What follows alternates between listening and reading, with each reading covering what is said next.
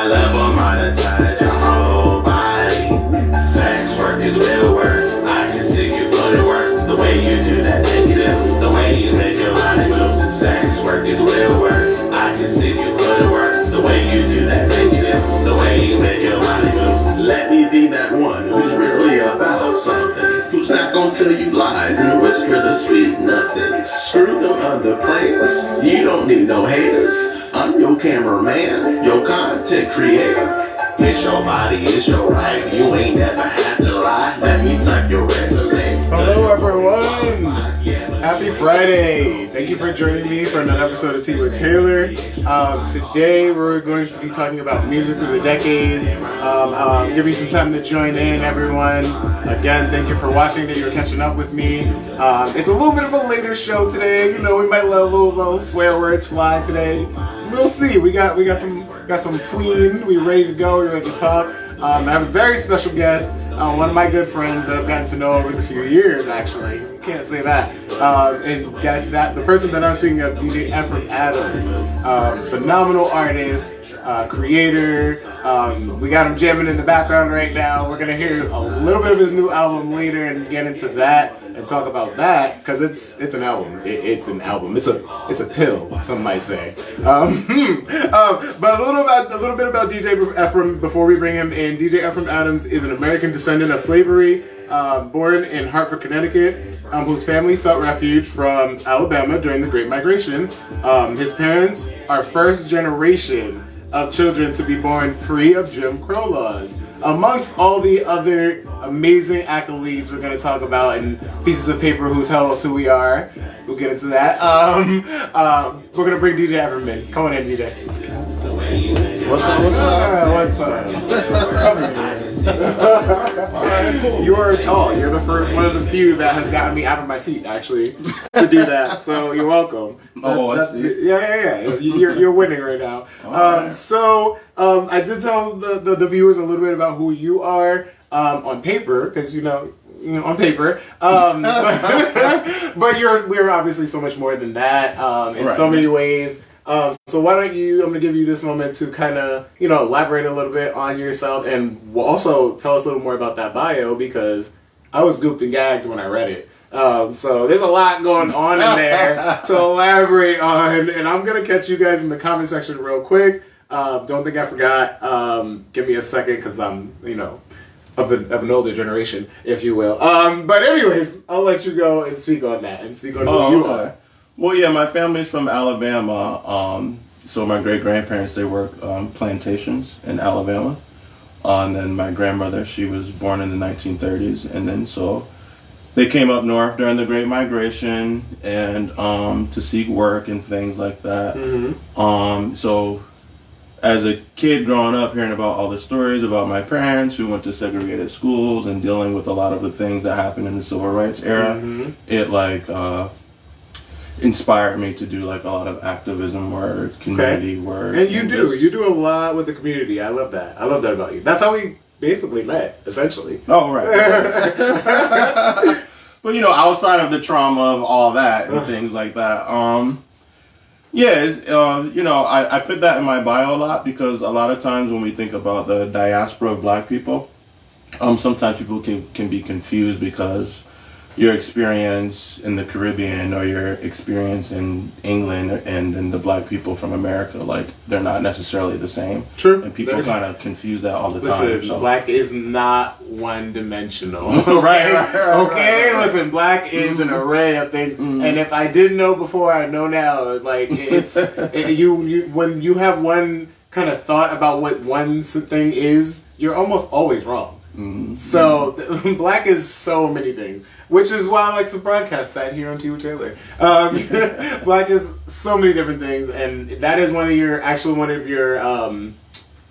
things that I saw, Art Heals, I think it was, or Black Art Heals, or something like that. Oh yeah, Black Art Heals. Yes, that actually was pretty great too. I'm like, DJ Ephraim Adamz out here doing it. Also, I hate that when I search for you online, it's always DJ Ephraim. I'm like, I always go to type Ephraim first, and I'm like, all right, I guess I'll go back and type DJ first. Hold on. Yeah, that's how I got my start in the gay community. DJ. Oh, yeah. Okay. So that just stuck. I did not know that was what came first. I know. It doesn't matter if like I'm doing film or painting or something. It's still always DJ Ephraim. So. I didn't know that either. You paint too?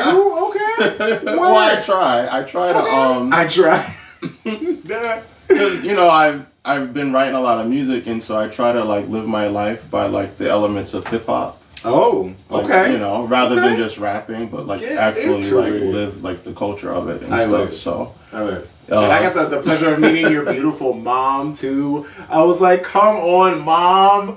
Oh, you met my mom at the Six Flags event. Oh, Six Flags Pride. Yes, your mom is amazing. I hope she catches this. You're beautiful. You're amazing. You did something right. Oh, well, to put that into context for people, every September I host a Pride Day at Six Flags. Yes, and you got some accolades that day too. Yeah, the park. Oh goodness. Yeah, I'm very grateful for being in the community. I'm very prideful. Yes. So yes.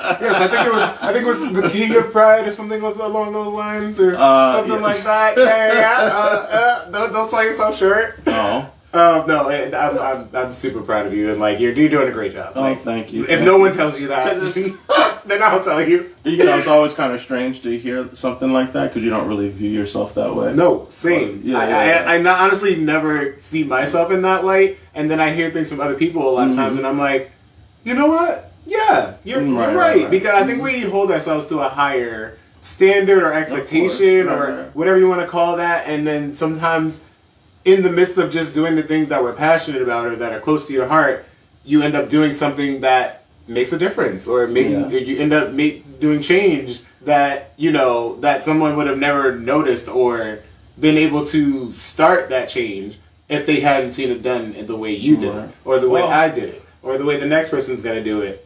That's the reason why I think it's so important for us to see Black and brown people on TV and in entertainment, because who's to say someone else is not going to do it that way? And we're going to be like, oh, that's how I relate to that 100%. I'm going to start doing it that way. Oh, right. Yeah, you know what I mean? I think there's, like a pain and hurt in our community. So it's hard to like love yourself and give yourself props. And this is true. This is true. You know what I mean? Yeah. It's kind of, that's very true. Thank you for that. I appreciate that. Yeah. So, cheers to us. Oh, by the way, happy Friday. Thank you. I almost forgot. Same to you. Thank you. Cheers to y'all. Thank you for keeping up and watching. I have a few hot topics that we're going to get into because we're going to do this. We're going to do this for a while. We're going to have to catch up even more after this apparently, because I just enjoy talking to you. It's great. It really is. No, really is. This is the second time I've had you here. The first time you were here for a Black History special, actually. All right, so we're back.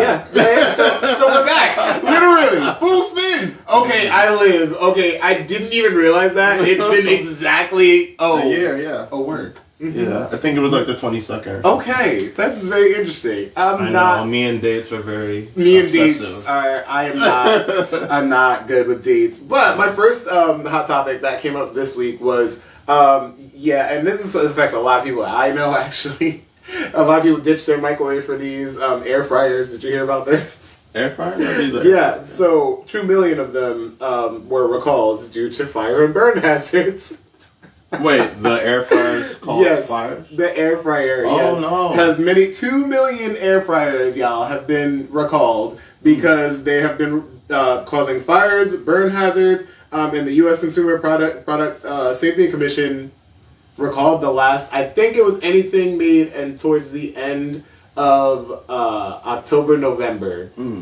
Any of them that were made from then on, I think have been recalled. But so far, and counting, it's been 2 million air fryers recalled. I'm like, y'all out here just burning yourselves for this little well, I'm just trying to think of who I know with one so I can alert them, but no one has bought one recently. So I feel like a lot of my friends told me that they were like, guess what? I don't use a microwave anymore. It's too much chemicals, and I'm like, I get it. But then they go, but I got an air fryer. so I'm like, I feel like I'm speaking to someone right now. This is, I'm sure there's a pro and a con to the air fryer as well. I'm sure. The appeal, don't get me, I don't know, y'all can tell me in the comments. The appeal was that it's like less greasy food. And you can have like but it's drier, right? Ish. I don't know. I don't use them. From what I've seen, when you put the food in there, because it's like sucking the moisture out of the food a little bit. Because it's a dryer. Listen, y'all let me know. So sometimes if you leave it in there too long, it gets really, like the food will get dehydrated for lack of Interesting. I don't know how they work. Y'all let me know. I don't know. You let me know in the comments. If y'all air fry users out here want to school me on how it works, y'all let me know, because I haven't taken that step in life yet. I like my microwave. I'm not even gonna lie. I'm sorry. I love it. I'm otherwise very healthy, but I love the convenience of it. I'm sorry. But something that came up this week in gay news, as I like to call it, South Korea actually made history this week by recognizing same-sex couples and rights, and all of the same-sex couple rights. I was this week in South Korea. Oh, okay. Right? I'm like, who? South Korea? So I'm like, how are they making history before like some places that should have done it? Turn around. But they recognize I'm sure social that benefits. The thing with that is, like you said earlier, these things are on paper, but it's going to take a while to change the mindset of the people there. That's very true. So that's still, unfortunately, those things take more than just because the law was passed. I just, sending them good warm wishes and prayers. I'm looking forward to seeing how it progresses, because then it could be like not a told you so moment, but see see how it could be. I'm hoping that's what it is, because then other places will follow suit quicker, because it's gonna happen, but quicker. Because they'll see the precedents being set in places like South Korea. Yeah, it's very important, I mean... A lot of times we take for granted what we have here in America. This is true. We have our own craziness, but... This is true. Yeah. We have a lot of crazy. So, speaking of a lot of crazy, this one unfortunately is a little bit... we like to touch on the good and the bad throughout the week. But I wanted to make sure to talk about this because I feel like it's getting a lot of mixed opinions. President Biden, did you hear he had a historic, some people say, visit to Ukraine just this week. I forget, I think it was Tuesday, but on the anniversary of when Russia invaded Ukraine, it's been a year since that has gone down. He somehow did this secret trip, or they didn't know he was taking this trip, a diplomatic trip to Ukraine.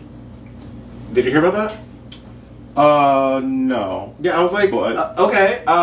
I mean, I guess his approval rate just went up. Well, it's great, because who wants any war anywhere? I mean, honestly, and it's like, okay, this has been going on for a long time. We talked about it on the first episode of this season, how they were requesting tanks and other forms of defense, because they were predicting that it was going to get worse before it got better, and unfortunately, they were right, because Russia has been consistently, persistently, if you will, attacking Ukraine, and it's elevated so much to this point where I'm like, how did we get here? How has it been a year since this has been happening? Because of the pandemic changes our alteration of time. You just said that. But that's so funny. You just said that. I was also gonna say, I don't ever want to see people at war or death and destruction, but why are we in their business again? That's why I said, how did we get here? Okay. How did we get? I don't know. I don't know. And then I think it's always bizarre that we're always in other countries and cultures' business. Listen, you heard it here. Why y'all up in everybody's business? I don't know. And then now they're requesting aid from us, and I didn't know that we were in the position to be giving someone aid, being the state of our country. Because we have the most resources and the most... Because we stole them from well, yeah. It's your show. You can say you know what? Listen. I'm just going to take a sip. The most waste, the most pollution, and the most We are the most. Just the most here in the U.S. We're doing the most. I love it. I love it here. Well, I can't even say we. I'll say those in power. This is true. This is true. This is true. So just to lighten the mood a little bit on that one, though, we did have some celebrity birth announcements. Did you hear about? You probably heard Like celebrities who had children. No, who are pregnant. We Rihanna? had Rihanna at the Super Bowl. We had the Brat. And, Oh yes, and her wife, yes. That's quite fascinating. I know. I'm like, hold on. Did they get a surrogate? What's going on? But then I think I saw a picture of the Brat with a belly. No. I just did think we see this? she's at an age range in her life where pregnancy can be very difficult. Yeah, she's like in her And, late 40s. Yeah, and so that's like a miracle in itself. Mm-hmm. And I think it's awesome to see the conversations about how we view like gender expression and stuff. True. This is true. Because one of the conversations with my friends was how she's kind of like the more butch one, carrying the baby. And that exceeds people's That's why it really expectations of that's one of the reasons that the photo stuck out to me because I was like, and she looked flawless. she looked amazing. Yeah. It kind of it was giving me it gave me Niecy Nash vibes. And Niecy, because when Niecy announced that when Niecy came out, she had this gorgeous picture of her and her partner, and I was like, oh, work, y'all look so good. It was flawless. I actually got to meet the Brat. Oh, Sort of. oh, really? Sort of. Atlanta Black Pride. Okay. Yeah. Oh, She was there. She wasn't supposed to perform, but then the crowd edged her on and we pushed her on stage. We love a little, a little crowd. We said you better perform out here for these gays. you better do something. Shoot. And But then it's there very was sweet, very nice, very cool, very Oh, humble. okay, that's good. That's always good to hear. I heard the flip side about some other celebrities that I actually do like, and I don't like a lot of them. But I heard some unfortunate news. But anyways, we're not going to get into that. There was also Rebel Wilson. Oh, really? Yeah, Rebel Wilson and their partner announced that they're pregnant and they're getting married. Okay. That's that right there. Look at that. Look how cute they are. Oh, very nice. And I was like, that's cute. I'll share with y'all later. Y'all gonna have to follow the Instagram page to I think it's great because people feel like queer folks don't have kids. And I know. I feel like it's been an abundance of queer folks having children lately. And I'm like, I'm here for it. and everything's going viral. Sweet, Like the trans man carrying. Oh yes. I saw that on yeah. TikTok. Absolutely. That I was like, I'm not sure what to attribute this to. Maybe it's just the fact that I we think all can I'm liking that everyone's bias is being challenged. Yes, this is true. You're such a villain. I love it. No, not a villain. No. Let's have conversations. This is true. This is true. You know, we were like, everyone's so tense about it. I know. This is true. There was also this study that I read recently, and I wasn't even going to talk about this, but there was a study that said this generation has produced like double the amount of queer individuals or people who identify as queer than the past 2 decades.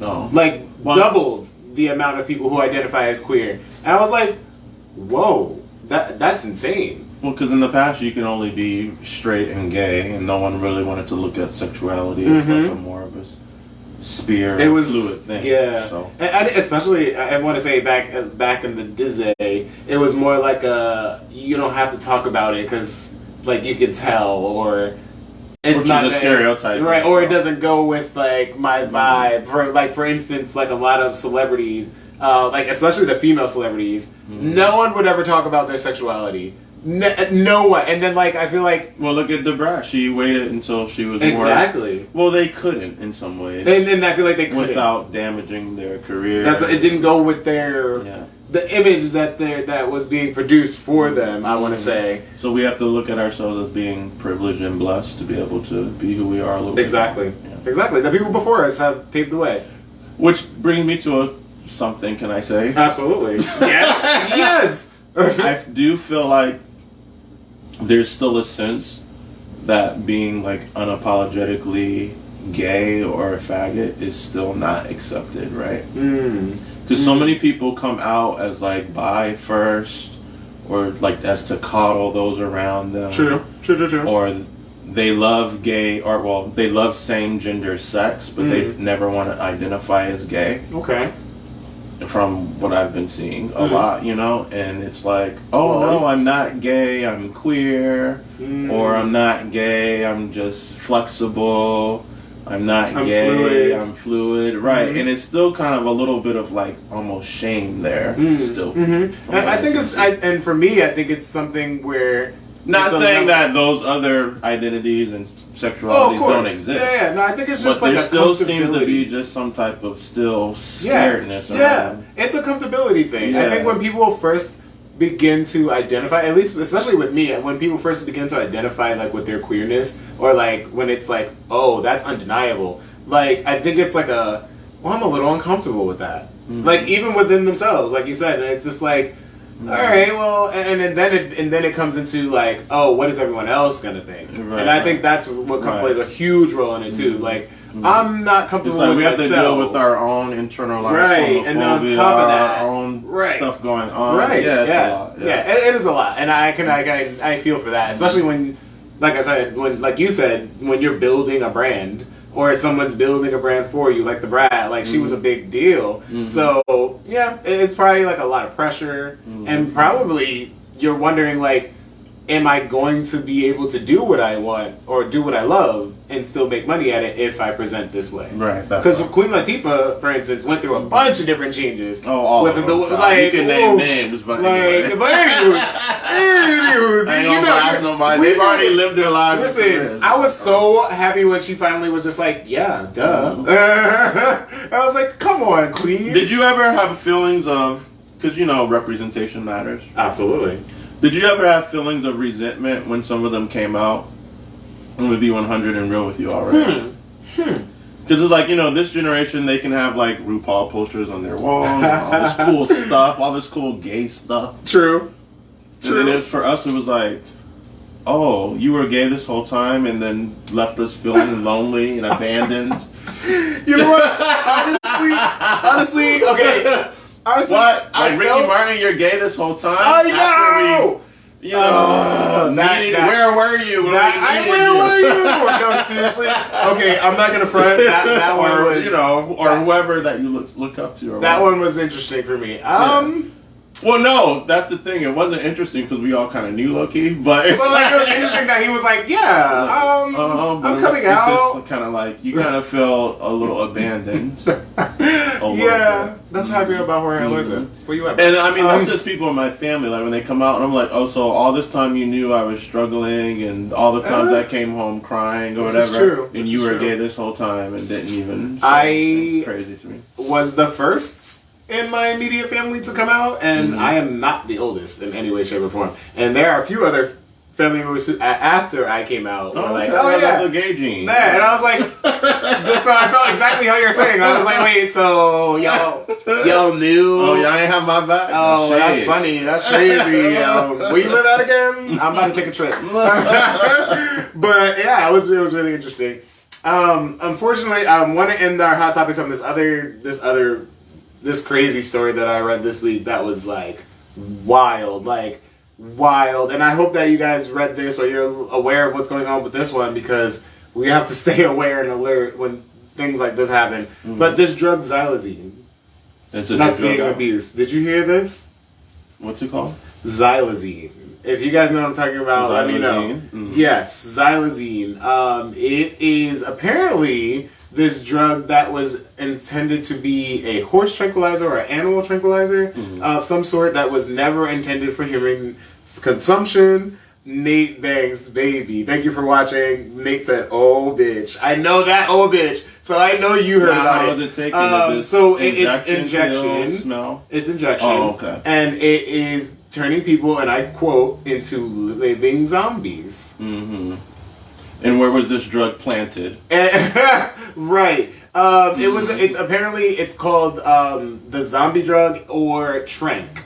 And it's been around. It's been a tranquilizer that was intended for animals. Interesting. And apparently people started using it to maintain a version of a high, I believe it was, or it gives you a higher it makes your high higher, apparently. And so people started overusing it, and now it's causing flesh to be rot, not just in the spot of injection, but other areas as well. And so it's visibly causing skin rot, and causing people in the high-life salon that people are just kind of like in zombie mode. And the drug is supposed to do what for their state of mind? I think it's just, again, I think it was when I read it, it said something about, it was something that people used a small amount of to heighten their high. I didn't say a specific high. If you guys know, it was, Nate Banks said it's injection and it's introduced in opioid circles.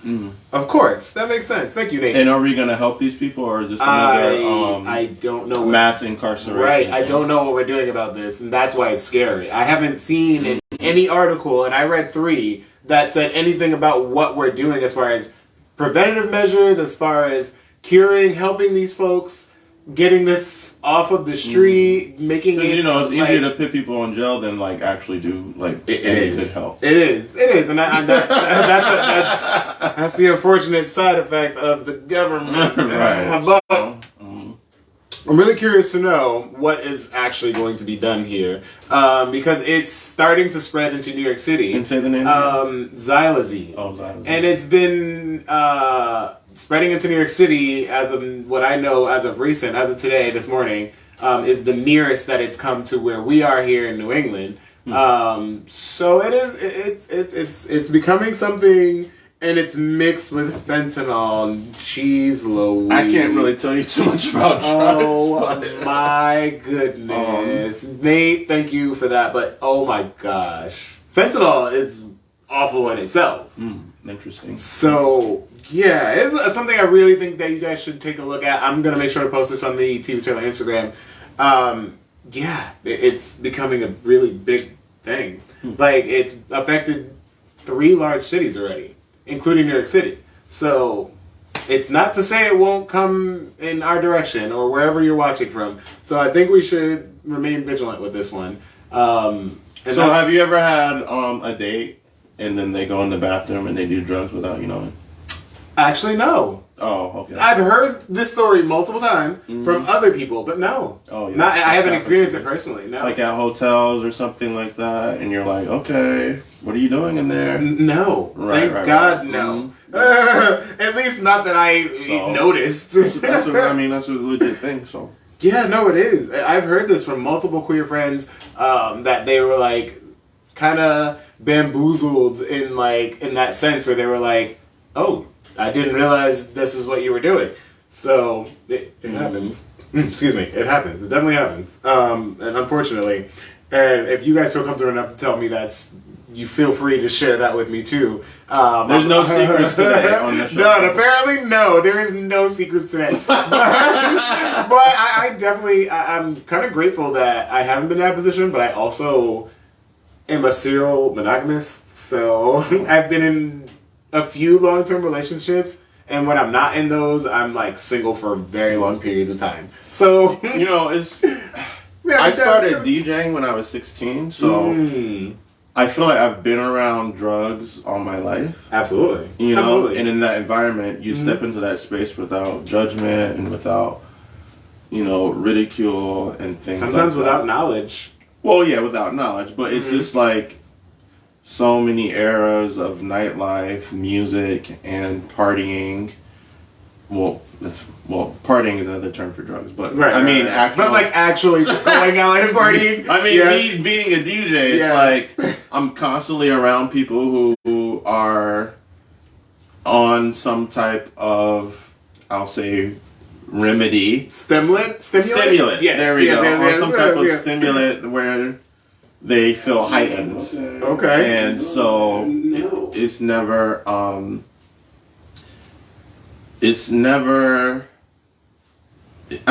just say it's always interesting and fascinating. Okay.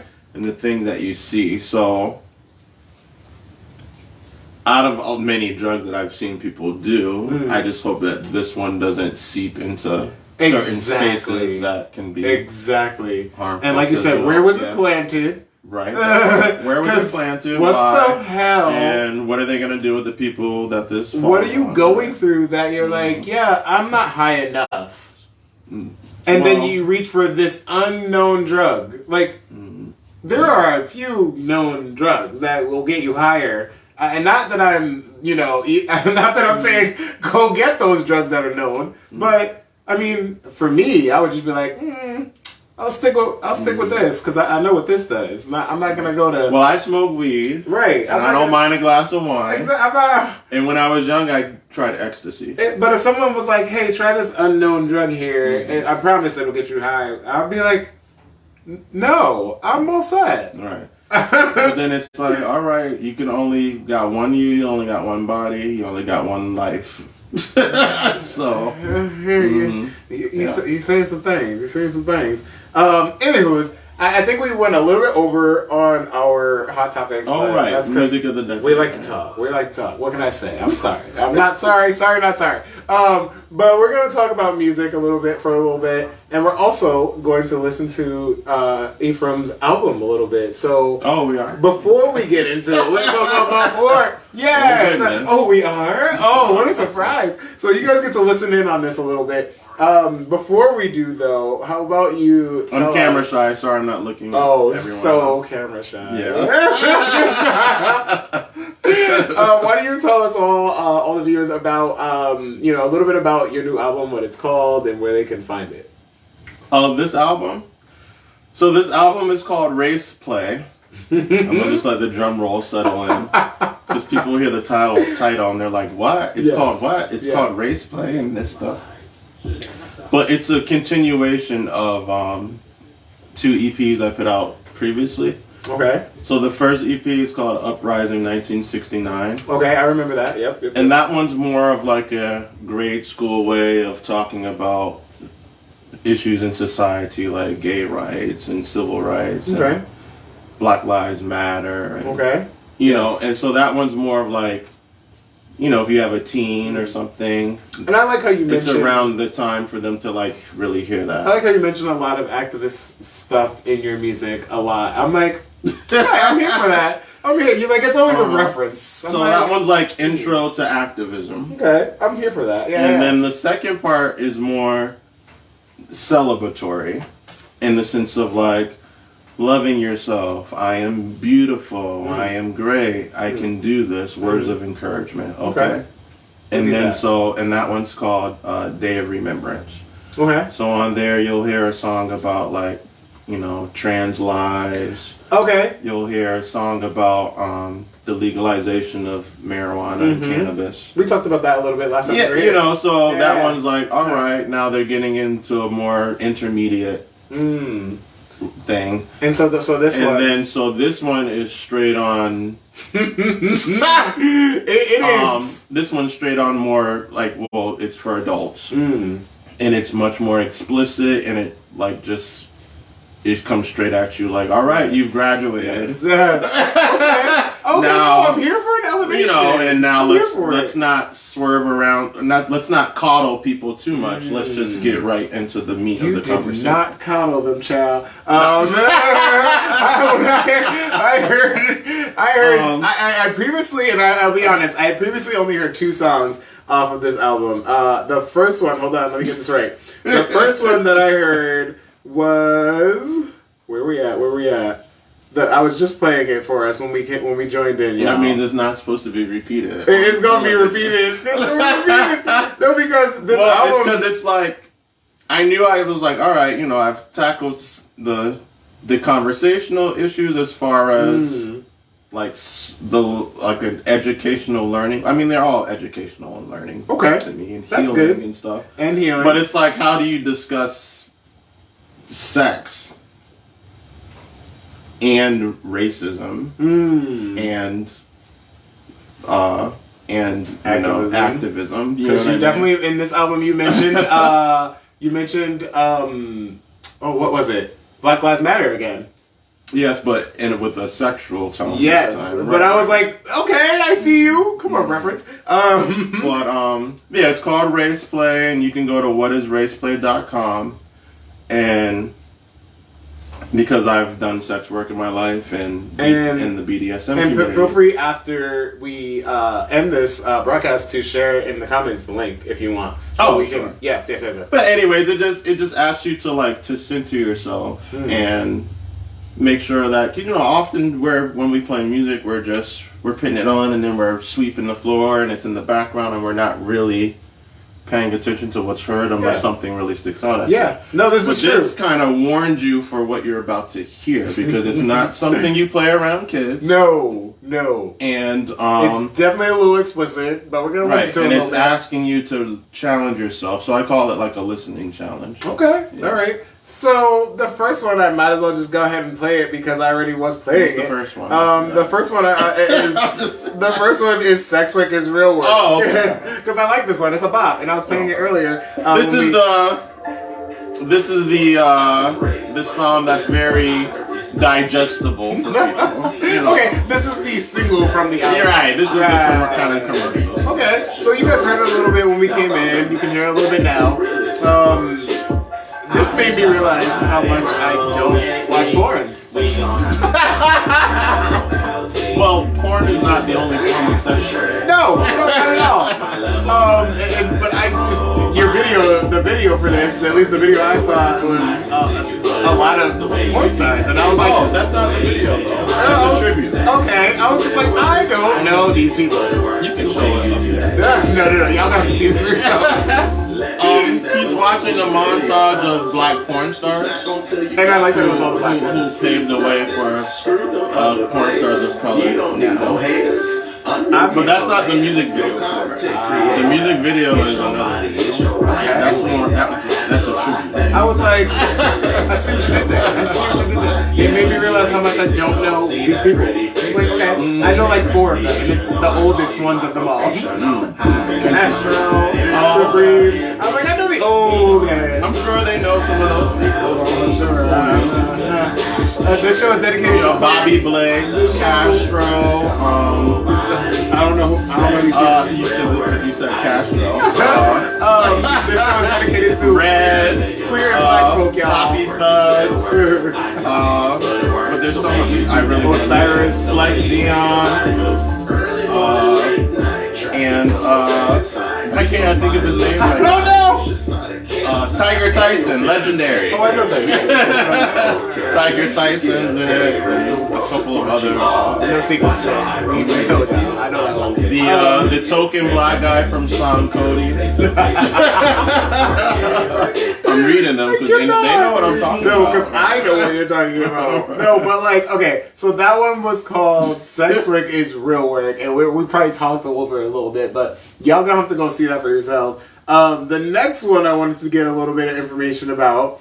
Sounds familiar to some of y'all, to some of us in the community. It's a whole bunch of sounds that we all recognize.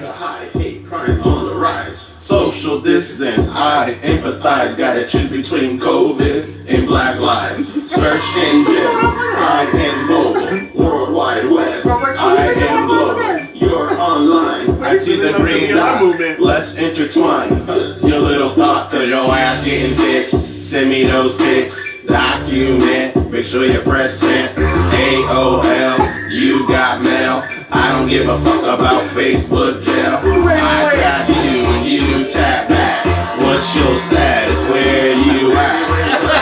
I'm not tapping back. It's obvious what this song is about to our community. Obviously. Okay, so you want to talk about this a little bit? Because I know it's a few familiar sounds in there, but bitch, you brought it back to AOL. What? You brought it back to AOL. What? I'm all about like paying homage and tribute to things that got us where we are now. Cause just for me personally, I can't really. When we discuss things now, I have a pet peeve with people who don't like credit things. Oh, and absolutely. Like where they found their word. As an artist, you should have a pet peeve with that. Yeah. You so should. It's like, listen. but how can we talk about TikTok and Snapchat or whatever else is relevant if we're not talking about the early days of the internet? That's true. But this song is called Hookup App. Yes, the grinder sound was very prominent. Caught that. Thank you. But what I'm rapping about is my journey through discovering my sexuality. And at the time, obviously, it was like broadband internet, like the early ages of the internet. So, I had a sidekick. I remember. Right. Being a young gay boy, I used to always call those chat lines. Oh! Yeah, okay. yeah. I remember that! And Memory can... unlocked. Oh crap. Literally, if you stayed up past like midnight, it would be on the random phone, like, call me. Yeah, but it's like if you weren't out, how were you going to connect with people who are like you? Oh my god. Yeah. So true. So all these apps are just like an extension of the same gay culture. True. And how we always constantly find ways to stay connected. So in this song, you get a bit of like the pandemic and how people still stay together. Okay. But also, you know, when all the protests for George Floyd happened? Yes. A lot of people were like, oh, you shouldn't protest against racism because we're in a pandemic. So a lot of people don't realize, like, it's a privilege that you don't have to choose fighting for the freedom of your race and staying home to protect your health. Yes, that line in the beginning, choosing between COVID and BLM, I was like, like, it was like, okay, yeah. So that made me like really reflect on like a lot of things people were saying to me at the time, and you know, the gay community can be very divisive at times and things like that. Yeah, so divisive to say the least. Gosh, again. Of course you can say stay home. You're white. Of course you can say stay. You know, I mean, but health is very important too. So I mean, it's like true. So this is what obviously you knew I was gonna have to ask you about this one. This is the most problematic of them all. Not problematic, but this one is traumatic, if you will. But I like. Oh, this is not problematic. It's traumatic. But it is traumatic. It's called Disney Villain, and this is on the Raceway album. So I'll let you get here in a little second. Hold on. Disposal of evidence. I've ignored the cries and I turned a blind eye. I cast stones and preferred my hands tied. I am a snake who has always had it made. A predator who has always thrown shade. If I perform this, the other side is greener, they say. I bring plague. You sure you know what this song is about? Judges. wait about a second. Aren't how I'm living? Judges. Aren't I slaying? Aren't I giving? Judges. Aren't I tens across the board? Judges. See, I literally already. This is sad. Okay, so tell me a little bit about this song. Doesn't really give you what the song is about. So tell me a little bit about the song. So this song is about white supremacy. Okay. No, you know what? That makes sense. Disney villains. White. Well, it's called that because growing up, like, I always wanted to play a character, like a cartoon character. And a lot of my work right now is about how can we get children to start understanding institutionalized racism sooner rather than living your life till you've turned 18 and then all this truth and trauma is dropped on you. True. And now you're angry and mad at the world. Yeah. Rather than discovering it when they're young, and then they can think about it and start understanding it and growing and build out of it in a way that's gonna be more beneficial for society. And I think that's why the conversation about like race and everything being taught in schools lately, how they've kind of been fighting against that systematically.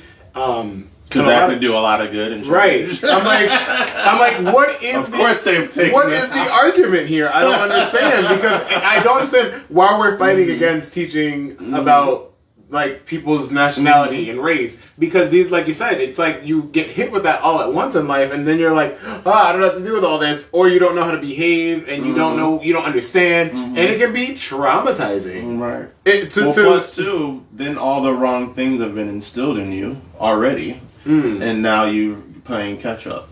So my aunt said your words are chopping up. Is it better now? I hope it's better now. Oh, it was because of the music, Auntie. Thank you for watching, though. Okay, but we're gonna move forward a little bit. But like, I honestly, like, I really like connected to that song. It was kind of like at face value, it just one of those songs that installs like that, like, I'm a bad bitch kind of like moment, and then you hear the lyrics and you're like, Oh shit. The remix I'm working on is gonna be made for the ballroom scene. Okay. Right, but it'll just be the chorus about judges and flawless, because like a judges panel. Yes, of course, obviously. Right. That's why the first thing I heard, I was like, come on, tens. Come on, tens. But the song is really about like facing Judgment Day. Yes. Yeah. I was like, I see what you did there. That's what I was like, references. And then one of the, I think it was an interlude or something where you were like doing karate or something. There's like a bunch of like fighting noises.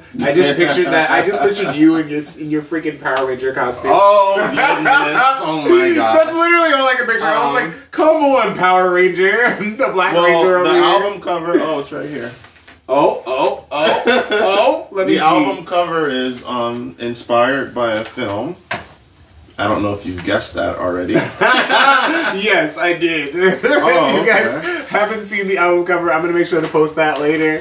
It's here's the album cover. Yeah, I don't know if you can see that, but it's obviously. Yes, they can see. Hold on. There it is. Yes, they can see. Beautiful. Race Play. DJ Ephraim Adamz. So it's inspired by The Matrix. Make sure you guys listen, tune into this. I think what you're doing is phenomenal.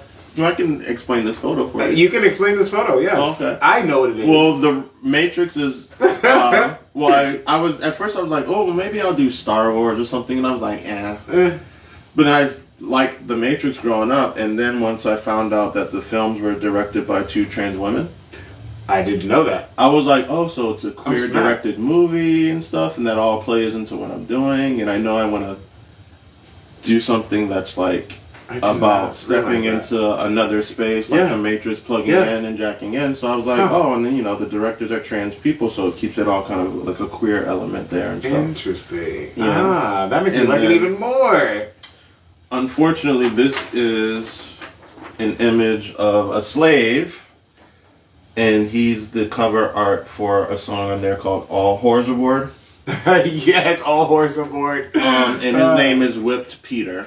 Mm-hmm. And so briefly, I'm not going to go into full details because y'all all have internet and phone access to information. This is true. But his name is Whipped Peter, and just like George Floyd, George Floyd got a certain demographic of our nation to finally understand that Black lives are important. Mm-hmm. Mm-hmm. Well, it was Whipped Peter's image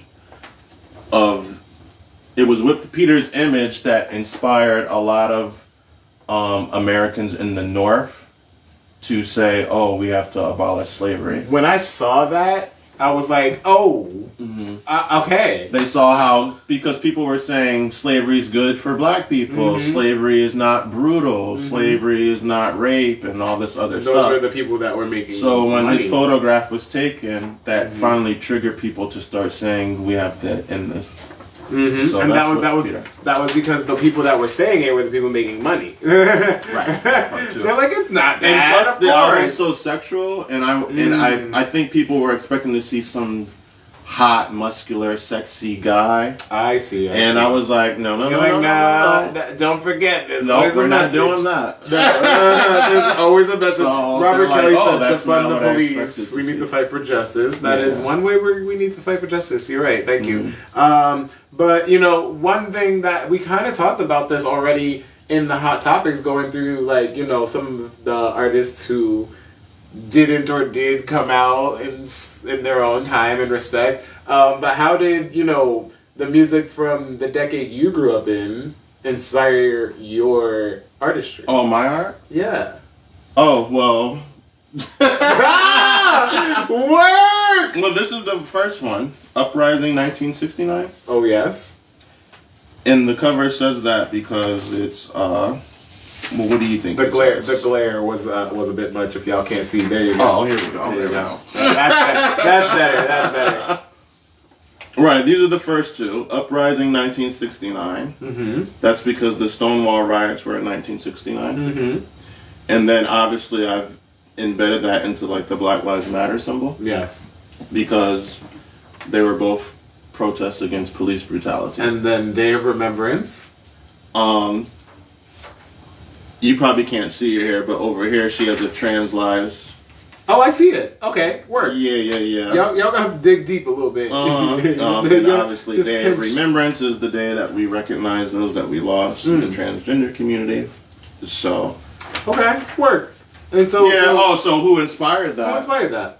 Janet Jackson inspired that. I forgot. I live for Janet. Yeah, the Rhythm Nation album. Yes. Yeah. A lot of your wardrobe choices are somewhat Janet. Someone always says that you like Janet. I look like Janet Jackson at the airport. I said, she said you like Janet at the airport.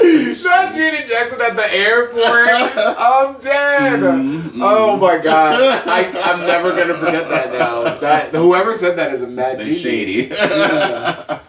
But obviously, Rhythm Nation. The reason Rhythm Nation inspires me a lot too is because when I was a kid, it was one of the first times that I challenged myself when it comes to gender. Oh, okay. Word. My dad, my stepfather, he used to have a CD collection, and I wasn't supposed to go in there because at the time, CDs were precious. Right? Right? And I took one out, and I was like, oh, there's a soldier on the cover, right? And then I was like, wait, she's a girl? Yeah. And so it was the first time I was like, oh, so girls can do things that guys can do. Mm-hmm. Right. And then I put it in. That's actually, Yeah, that's I so fell true. in love with it. I don't think I paid attention to the androgyny of it all on the album cover. That's interesting. 'Cause Yeah. I thought you were gonna say it was the first time it challenged you creatively. Because for me, the dancing and the style. Oh, that of course. that but, was what really. I mean, caught my that's attention. phenomenal. Yeah. But just seeing the cover like that, being like 5 or 7 years old, it was like, oh, girls can do what guys can do, and so that means. So I should be able to wear pink. Yeah. And the funny thing is, pink used to be a color that was strictly for males. It used to be. And then we changed it up. Like, what? I was like, wait, y'all do know the history of pink, right? But of course, to put the CD in and then here it's all about ending racism and poverty and helping people and stuff. Right. It was like, holy crap, why like- we need this? We like, need this music. Y'all do know that, right? Okay, so what was something growing up that you felt was a game changer music wise? Like who was the game changer? Oh, besides that album? Besides that, yes. Who else was the game changer? Who was the game changer? Oh, all Not the that Jacksons. necessarily inspired you, but All who the do you think- Jacksons were game changers. Who do you think like changed the face of music for that era?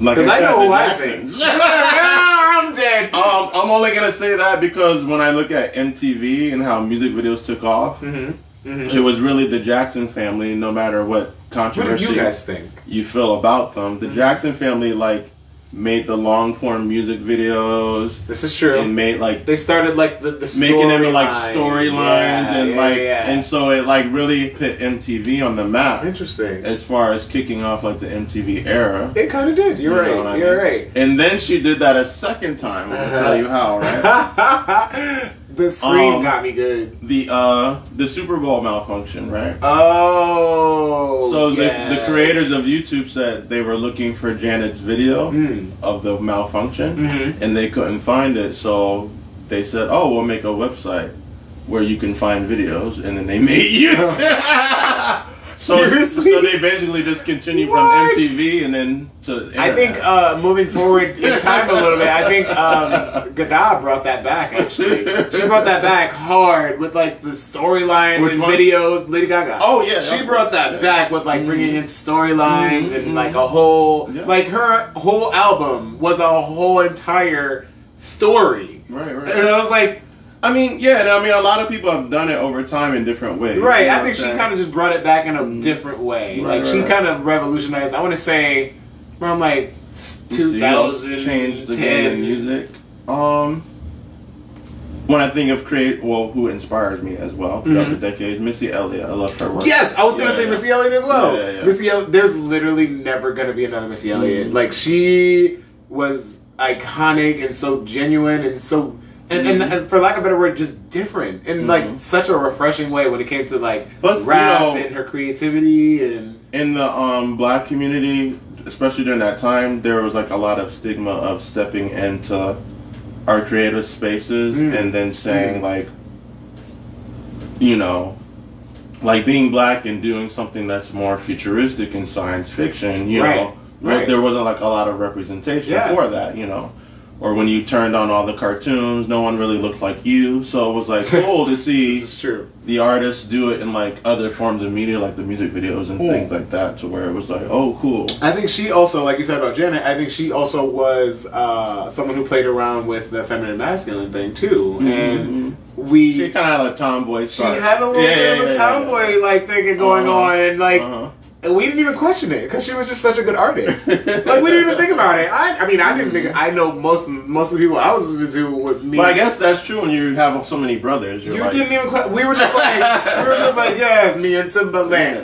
Like what? That we didn't even question it. Like it was just Missy. Like I can't even think of someone who I could say is the next Missy or similar to Missy. That would be so hard. I mean, you would have to just create your own lane. Fathom, like, because a lot of people, not gonna lie, a lot of people from a lot of the old school artists have inspired a lot of the new school artists when it comes to music, and I feel like there's a lot of times where we see people's career develop, and you be like, oh, they're trying to be the next blah blah blah or the next da da da da. I think what also was great about Missy is because she didn't fit the status quo look. Right. She didn't. And she still blew up. She was beautiful, dark brown skin. Yes, that part. You know what I mean? That part. And she wasn't subscribing to being the skinny figure and all those things. So it was like, yes. I feel like in the music industry for a long time, they really hardcore was like pushing the like light, fair skin, female, skinny.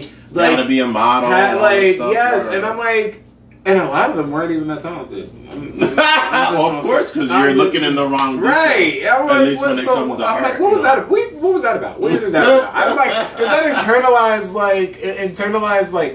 hate? No, not internalized. There's just a lot of racism in the industry. I can't fathom. I don't understand. I feel like it was like it was hardcore in like the late '90s. Remember, I mean, they had people lip singing the music that they weren't even singing. This is true. But like, I feel like it was very obvious in the late '90s. Well, they had people lip singing to music that they weren't singing, and I mean, like, oh, you don't fit the look of this song, so we're gonna have this person pretend to be you. Yes, they did that in the movie. I don't remember what movie it was, where the girl was behind the curtain. I'm singing. And she was singing, and the lady up front was the pretty one who was just pretending. I don't know. You guys tell me if you know what movie that was, because I was like, I remember that very. Is that like a parody? I remember that very vividly. I don't know. It might have been, but I remember it. Like, you find so many artists now, you're like, wait, that was never their voice. And okay, so I'm even gonna take that and move it even a few years back to, like, for instance, the whole Elvis situation. What was that? What was that? The 70s? Like, I mean, of course, it was worse then. So it was way worse then. So for people who don't know, that was literally like, I want to say, and I'm not even gonna hold back on this one. I think black people invented rock and roll. And then,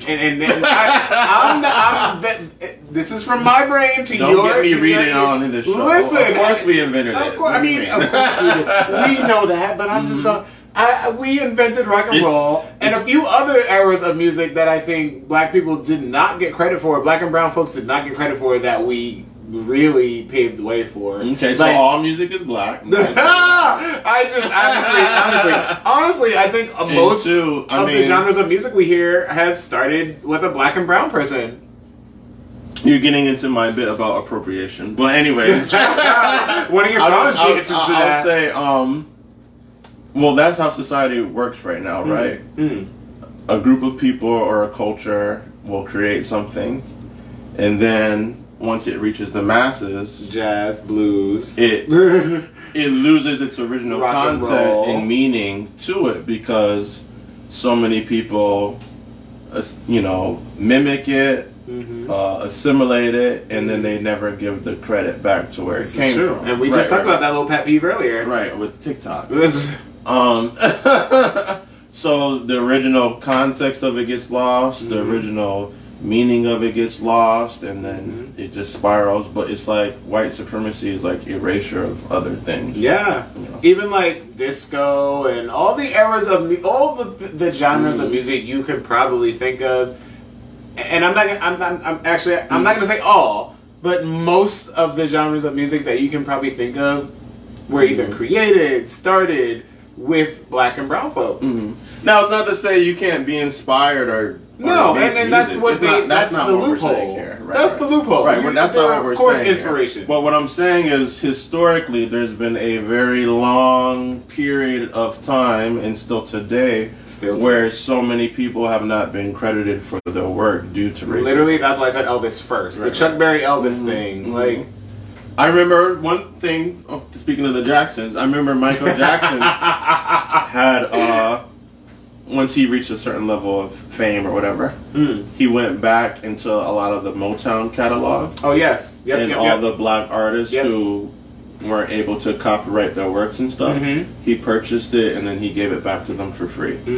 Because obviously, if you don't have rights, so obviously you can't copyright or patentize something. Iconic, right? Yeah, right. that's like that. So, that was a moment. That was a moment. I think when was that? Do you know what year? That had to have been in the 80s or. That was in the 80s. I'm sure it was after. If you guys know, let us know in the comments. Either after Thriller, when did he blow up? Thriller or Off the Wall? So one of those two eras. Okay. Yeah. All right. Probably after Thriller, because that's when he that's when he blew up, like mainstream. Yeah. That's when he was buying all those, and shit. buying all that music. Remember, he's buying the Beatles catalog. And buying all that yes, stuff. I do remember that. So he bought back all the black music, so he could. So they can finally own their stuff because they weren't allowed to own their music. I heard that the Beatles had some black inspiration too, but you know what? But whatever, it's fine. We're calling it inspiration today. But I honestly, I think that music wouldn't be what it is today if it wasn't for a lot of the black and brown folks who paved the way. So we gotta give credit where credit is due. And you know, it's always weird because it's right. You do something, it trends, and then the people who have copied it, they try to sell it back to you like it wasn't, like it's not like yours. It wasn't to yours. begin. Yeah. No, that's how I feel about filing taxes, y'all. It's tax season. Go get the money back that they took from you originally, but like a little bit less. Like, so it's always weird to me when it's like I see some when I see some straight people voguing or something. Yeah. And they're like, get into this, and I'm like, get into it. We've been here. The new style of dance that looks like voguing minus dips. Oh goodness. I forget what it's called. Like getting lit or getting. It's voguing, and they call it something else. And they call it something else. So they can sell it back to us. It's so annoying! I seen it on TikTok. Like, guys, do you know what I'm talking about? Calypso. Oh my god, Calypso Phoenix Brown, thank you for watching. Calypso's watching. Jaden, thank you for watching. Do you know what's that dance that the kids do now? I don't even want to know. It's so annoying. It's literally voguing, but what they do, the only thing is they don't dip. And they like one of the it's so annoying. Because I'm DJing. Someone was like, play some tropical music, tropical beats.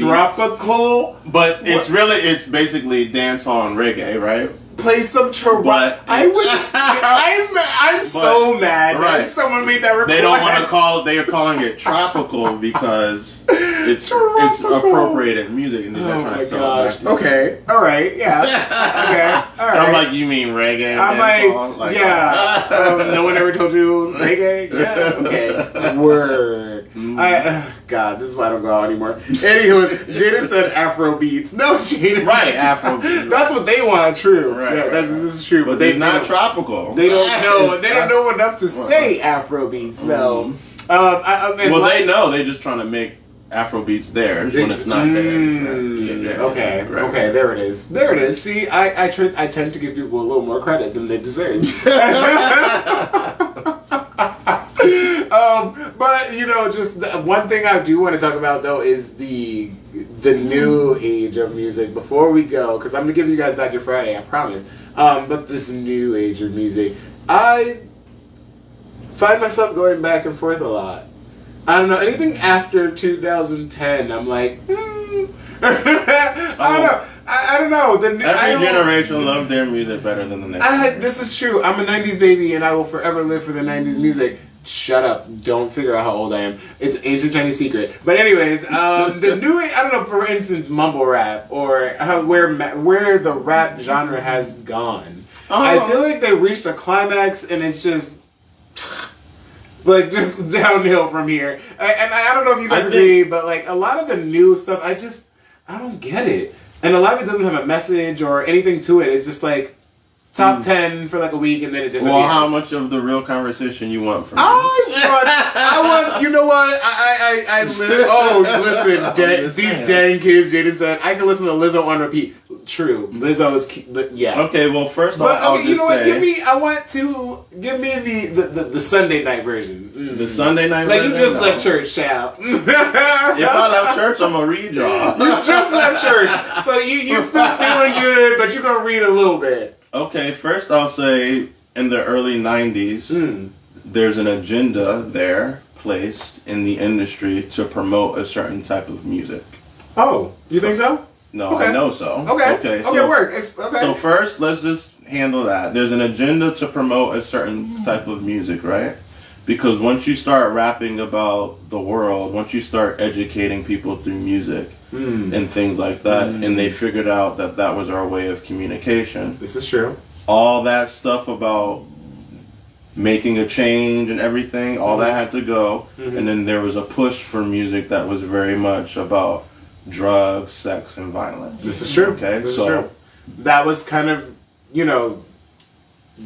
the vibe of that era, so to speak. So they were, I feel like it was curating the music towards more of that. Right. So you're not really going to get the Commons on the radio anymore. You're not going to get the Nas's on the radio anymore. You're not going to get the Tupacs and like music that's going to like be good for the mind and for the soul and for the brain, because that's not what they want. There's an agenda there to not put that out there, you know what I'm saying? But of course you're going to get 20, 30 songs about, my coochie print or whatever. Not the coochie print, or whatever's... I'm glad we broadcasted later tonight. I told you I was going to get an earful. So there's that, but as far as just finding quality music...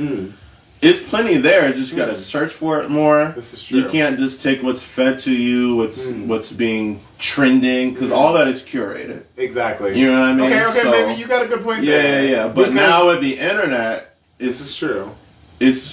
I'm liking the internet because it's more like, now when I'm DJing, I notice people request songs that I've never heard of. Okay. Oh, that's good. Yeah, and with the internet, it's like we're not all listening to one place of music. Like, we're not all just listening to the radio. I get you know stuck. What I'm saying? I get stuck with certain genres. I get stuck. Like, I'm like in a mood for like 2 weeks where I'm just like, all I want to hear is hardcore rap. Or like, one week, all I want to hear is female artists. The next week, all I want to hear is Vogue music. And that's good. You got options. Yeah, I get stuck in my genres for at least like 7 to 8 business days. Where I get stuck in genres. So I tend to find new things when I do that. Because I'm like only listening to that, and then like whatever platform I'm on will push that forward a little bit. No, there is learn new stuff. A list of some queer artists who inspire me. I do want to share that. Oh, okay. Yeah, that's a good place. That's a good place to end it tonight. Yeah. Let's hear that. Because like on the early days of YouTube and stuff, when I was